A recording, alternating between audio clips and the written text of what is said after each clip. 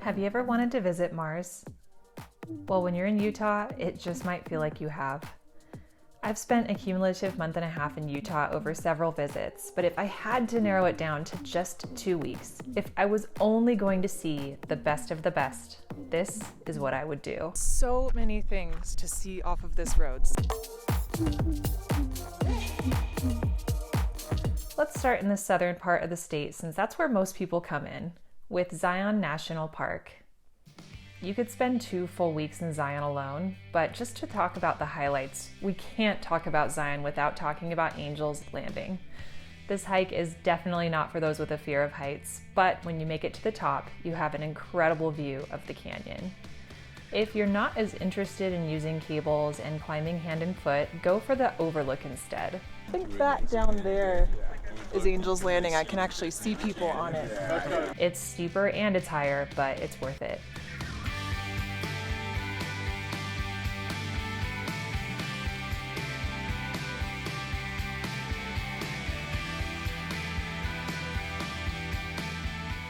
This is way prettier than the Angel's Landing Trail. So. Pro tip, go in the morning so you're not getting blazed by the sun as you go up. If you do it, bring a hat and sunscreen and lots of water. Finally, we can't talk about Zion without talking about the Narrows, which is a slot canyon filled in with water. Definitely bring some amphibious shoes for this one. Next is Bryce Canyon. Those hoodoos are famous, as are the sunrise and sunset viewpoints. And don't write it off in the winter because it looks even cooler with snow.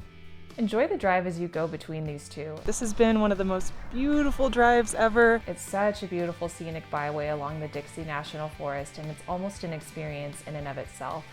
A lot of these really cool columns, rock columns, there's probably a much better word for them, I don't know. Hoodoo?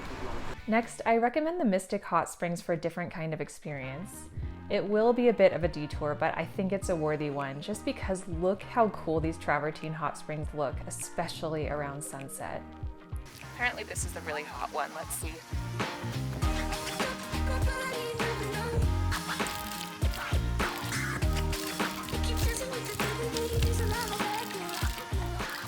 You'll need to book your spot ahead of time, and soaks cost $25 for 2 hours. I highly recommend booking the sunset slot. You can also overnight it in one of the buses on site. I loved the vibe of this place as it felt friendly and it was so beautiful watching the sunset from there.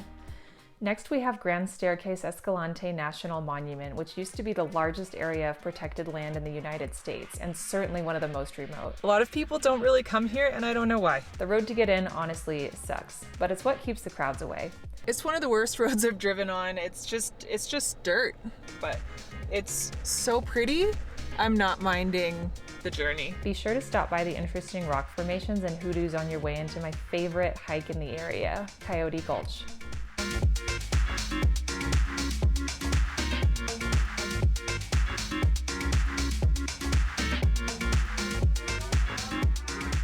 There are several ways to access the gulch. Most of them don't require a 4-wheel drive vehicle, but I really liked doing the sneaker route, which was at the water tank. That is where I'm heading, straight down there. I would be lying if I said I wasn't a little nervous. This required using a rope and scaling the side of the canyon to get in and back out. Still, it was the only way to do it with just 1 day, and I have no regrets. Skipped ahead by climbing down that rock to get down here, and it's really major. It's awesome. While we're in the area, let's talk about the amazing Capitol Reef National Park. There's a pretty cool overlook on your way in called the Goosenecks Overlook. But I would say the crown jewel is really the Bentonite Hills and the Temple of the Sun and the Moon. But be sure to stop by the National Park headquarters before you go to check the status of the road because sometimes it's impassable. The road that I was going to take to get to the Bentonite Hills is impassable right now. It's okay because that is a place I've already been before. When it is passable, the Temple of the Sun and the Moon are just incredible, rising seemingly out of nowhere over the landscape. The Bentonite Hills as you drive in are awesome too, with multicolored hills. That, friends, is what I'm looking for.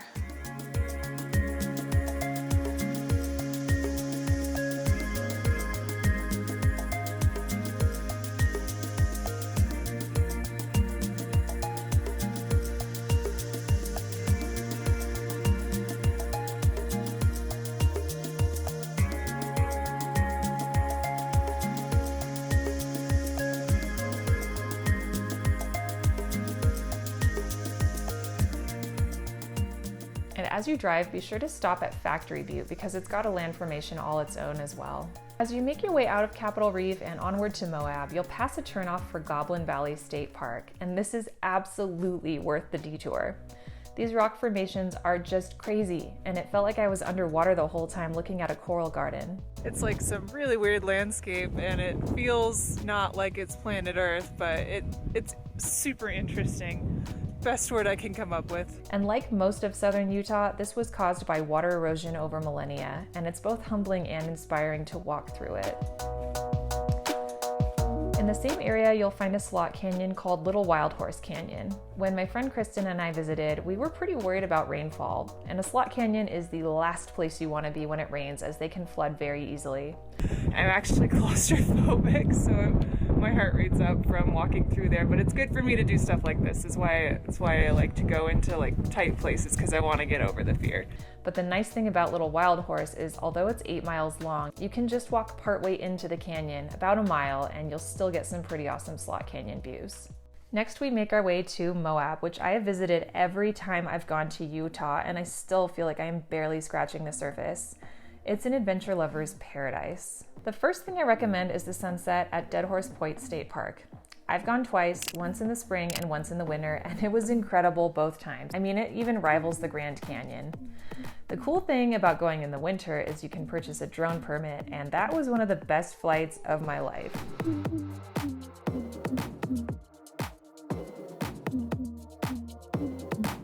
Next is the Mesa Arch in Canyonlands National Park at sunrise. Imagine seeing the beautiful sun hitting the side of the arch, illuminating over the canyon view. If you care about getting the perfect shot of the sun hitting the arch, be sure to get there at least an hour and a half before the sunrise, as you will not be the only one hoping to get that shot, and the good spots fill up fast. But there are awesome views in the area if you don't want to share it with too many people. And for that, I recommend taking to the air. The last time that I visited Moab, I took a scenic flight over Canyonlands and Arches National Park, and I was absolutely blown away.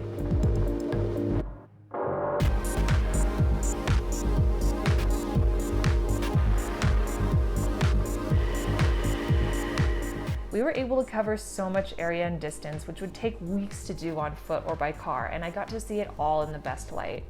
And best of all, I didn't have to share it with anyone else. Hit the link in the description if you want to do this one too. From the ground, there are other awesome things to see as well. My personal favorite is Corona Arch, which isn't in any national parks or even state parks. Look, it's Jack Skellington. May not get that like direct glow because of the clouds on the horizon, but still can't complain. This is cool, really cool. The hike is pretty cool with a railroad track and ladder, and the arch is so much less crowded than Arches National Park. When my friend Laura and I hiked there for sunrise, we were the only ones there for a good hour and a half.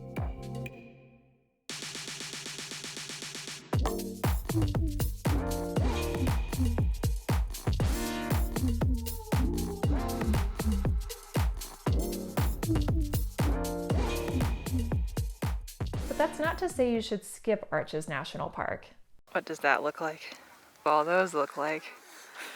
Oh, the Penis National Park. Yeah.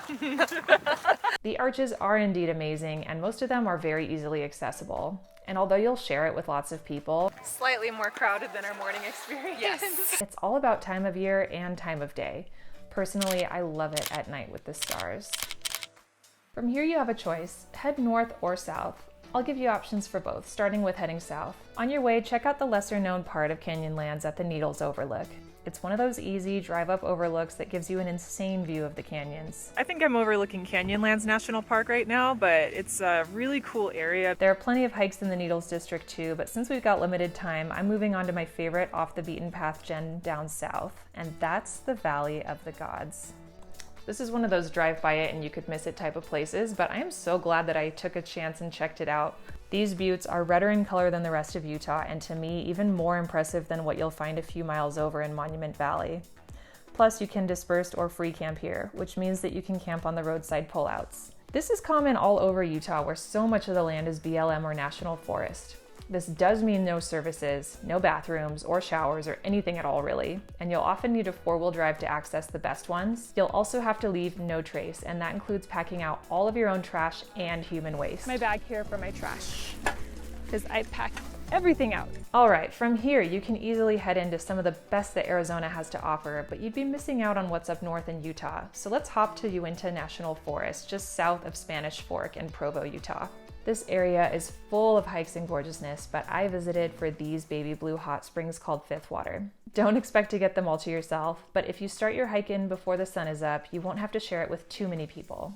Next, we've got Park City, which is famous for skiing in the winter, but it's gorgeous at any time of year. And if you're visiting in the spring or summer, you might just love checking out the hiking trails and seeing it at a less crowded time of year. Finally, we finish our road trip with a stop at the magical Bonneville Salt Flats. It's a place that almost looks like you're walking on snow, at least in the summer. In the winter, it fills in with water, so you've got to be careful. If driving on the salt flats, be careful where you drive as people get stuck all the time and have to get towed out. But near the racetrack, you'll find the most packed down salt. I highly recommend heading here for golden hour into sunset, as that's when the white just looks the most amazing. If you want to know more about any of the spots mentioned in this video, check out my Utah playlist. It's full of amazing stories and hidden gems.